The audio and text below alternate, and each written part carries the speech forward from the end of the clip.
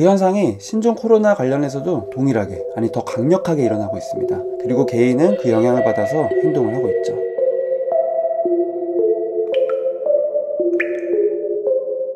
안녕하세요. 정신과 전문의 정우열입니다. 요즘 신종 코로나 바이러스 때문에 걱정이 되고 불안하시죠? 기사를 봐도 유튜브를 봐도 온통 그 이야기뿐입니다. 예상대로 내담자분들이 공포를 많이 느끼시더라고요.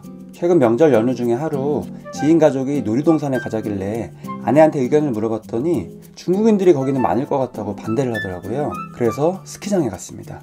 거기는 체험 스키 패키지 중국인 단체 관광객들이 관광버스로 계속 들어오고 있더라고요. 자주 가던 스키장이었는데도 이 정도 인파는 처음 봤습니다. 생각을 해보니까 춘절 연휴였던 거예요. 아이가 중국인 옆에서 천천히 걸어가고 있을 때 저도 모르게 예민해지면서 아이한테 빨리 걸어라고 소리를 치게 되더라고요. 저도 내심 불안했던 거죠. 머릿속에서 짧은 순간에 온갖 상상이 다 됐고요.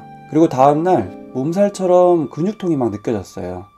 원래 스키장에 다녀오면 다음날에 늘 일어나던 현상인데도 혹시나 하는 생각이 막 들더라고요. 정신의학을 공부하고 상담 일을 하면서 제가 자주 느끼는 게 있는데요.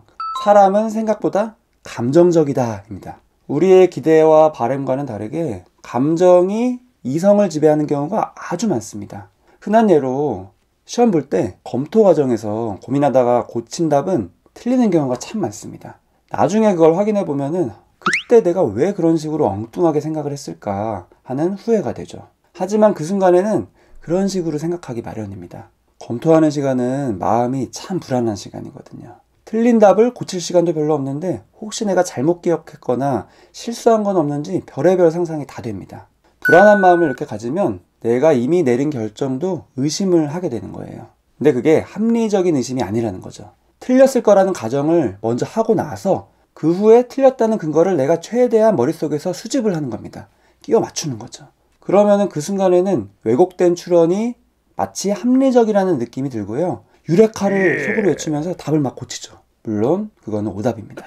이처럼 사람의 생각은 감정과 아주 밀접하게 연관이 됩니다. 이미 제가 여러 번 강조를 드렸었죠. 그래서 중요한 판단을 할 때는 내가 합리적인 판단을 하고 있나? 라고 자신을 돌아보는 것보다 내가 감정이 지금 안정적인가? 라고 자신을 돌아보는 게 훨씬 더 효과적입니다. 한 예로 스트레스를 많이 받거나 우울증, 불안장애 등을 경험하고 있을 때는 가급적 퇴직, 휴학, 절교, 이혼 같은 중요한 결정은 어느 정도 평상심을 회복한 뒤로 미루는 게 좋습니다. 안정적인 감정 상태가 되고 나서 내가 불안정적인 감정일 때 했던 결정을 다시 보면요. 지나치게 극단적인 선택이었다라는 거를 뒤늦게 깨닫게 되고 후회를 하게 되거든요.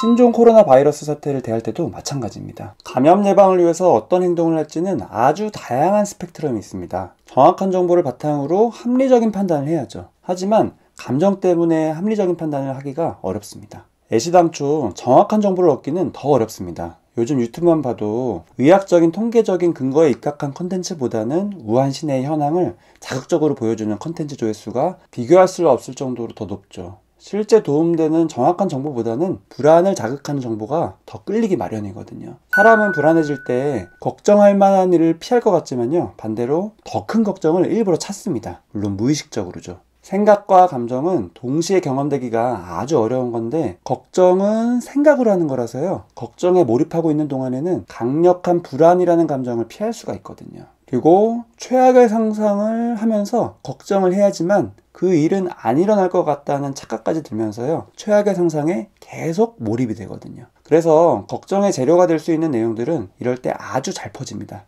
찌라시도 허위 사실도요. 음모론도 마찬가지죠. 불안한 감정을 일시적으로나마 덜 느끼려고 최악의 걱정들이 꼬리에 꼬리를 물면서 상상이 되는 건데 결과적으로는 더 불안해집니다. 언발의 오줌 누기 격으로 악순환이 되는 거죠. 이와 같은 의외의 프로세스들은 제가 예전에 조금 더 구체적으로 말씀드린 적이 있으니까 관심 있는 분들은 참고를 해보세요.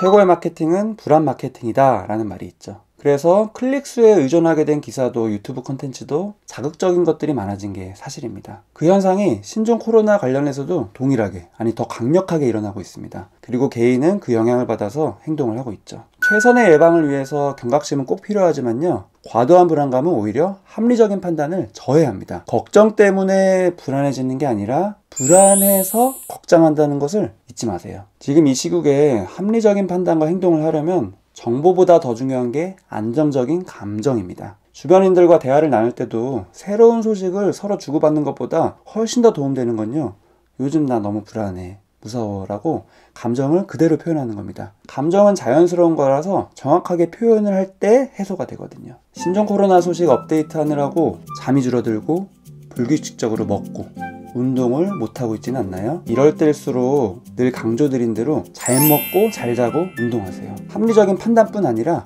면역에도 크게 도움이 됩니다. 시청해주셔서 감사합니다.